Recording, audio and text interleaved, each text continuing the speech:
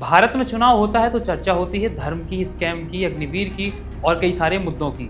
लेकिन अब अमेरिका में चुनाव होने वाला है और यहाँ सबसे ज़्यादा जिस चीज़ की चर्चा है वो है कॉग्निटिव टेस्ट, जिससे इंसानी दिमाग की तत्परता का अंदाज़ा लगाते हैं या कहें कि इससे दिमाग की सक्रियता का पता लगाया जाता है।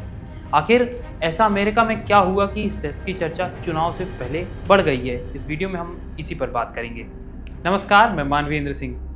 इस साल भारत समेत कई बड़े राष्ट्रों में चुनाव हो रहे हैं, फिर चाहे भारत में प्रधानमंत्री के चुनाव हो या यूके में। भारत में तो प्रधानमंत्री पद के लिए चुनाव हुआ, नरेंद्र मोदी वापस प्रधानमंत्री बने, लेकिन यूके में चुनाव हुआ तो भारतीय मूल के ऋषि सुनक की जगह कीर स्टारमर प्रधानमंत्री बने।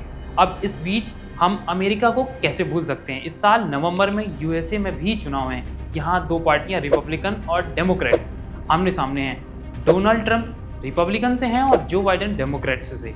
अमेरिकी प्रेसिडेंशियल चुनाव साल के आखिर में हैं, इसलिए तैयारियां तेज हैं और चर्चाएं भी तेज। पिछले महीने अमेरिका में ट्रंप और बाइडेन के बीच सार्वजनिक डिबेट हुई, भारत में होने वाली रोज की डिबेटों से कुछ अलग। इसके बाद उनकी उम्र की चर्चा की जाने लगी। आप चौंकिएगा मत अगर मैं आपसे कहूं कि जो बाइडेन की उम्र 81 और डोनाल्ड ट्रंप की 78 साल। बाइडेन अमेरिका के सबसे उम्रदराज राष्ट्रपति रहे हैं, वहीं अगर ट्रंप दोबारा से चुने जाते हैं तो वे अमेरिकी इतिहास में दूसरे सबसे उम्रदराज राष्ट्रपति बन जाएंगे। अब इस उम्र में स्वास्थ्य की चिंता होना और मानसिक तौर पर फिट होना बहुत ज़रूरी हो जाता है जब आप अमेरिका के राष्ट्रपति बनने वाले हों, इसलिए लोगों को ये चिंता सताने लगी। फिर चर्चा शुरू हुई कॉग्निटिव टेस्ट की, तो मांग उठने लगी कि चुनावी परीक्षा से पहले दोनों को कॉग्निटिव टेस्ट देना चाहिए। पहले जान लेते हैं कॉग्निटिव टेस्ट क्या होता है। इस टेस्ट में सीधे तौर पर यह जानने का प्रयास किया जाता है कि इंसानी दिमाग कितने अच्छे से काम कर रहा है।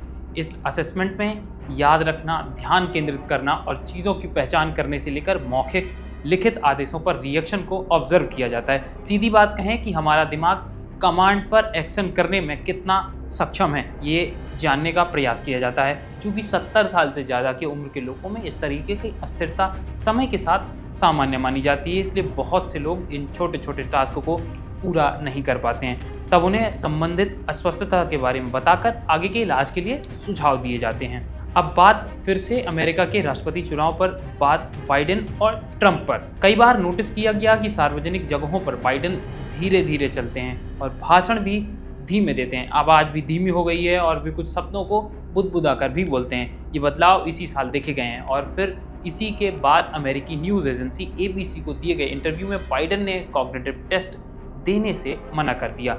वे बोले कि मैं तो रोज़ ही कॉग्निटिव टेस्ट देता हूँ, मेरे डॉक्टर ने कहा कि इसकी कोई ज़रूरत नहीं है। फिर ट्रंप का भी पता लगा कि वे कह रहे हैं कि मैंने 2 बार टेस्ट पूरे किए हैं, एक बार जब मैं राष्ट्रपति था और दूसरा हाल फिलहाल में, और दोनों बार ही मैं सफल भी रहा। डेमोक्रेट्स पार्टी या कहें कि बाइडेन के गुट के लोग तो उन्हें पीछे कर किसी कम उम्र के सदस्य की मांग करने लगे हैं। ये बदलाव की मांग आखिरी 15 दिनों में शुरू हुई है। तब कौन आगे आएगा इस पर भी चर्चा शुरू होती है, जिसमें भारतीय मूल की कमला हैरिस का नाम सामने आने लग गया है। अब इसमें भी एक पेज सामने आया है। पेज है कि व्हाइट हाउस से खबर आई है कि बाइडेन कह रहे हैं कि वे ट्रंप को हराने में पूर्ण सक्षम है। इसका मतलब कि बाइडेन भी पीछे नहीं हटना चाह रहे हैं। ये तो रहे दोनों के तर्क, लेकिन जनता तो सिर्फ ये तसल्ली रखना चाहती है कि दुनिया के सबसे बड़े ताकतवर देश अमेरिका का राष्ट्रपति जो भी बने वो कम से कम मानसिक तौर पर स्वस्थ जरूर हो। अमेरिकी चुनाव पर हमारी कवरेज जारी रहेगी, देखते रहिए लोकमत हिंदी, और हाँ, हमारे YouTube चैनल को सब्सक्राइब करना ना भूलें। नमस्कार।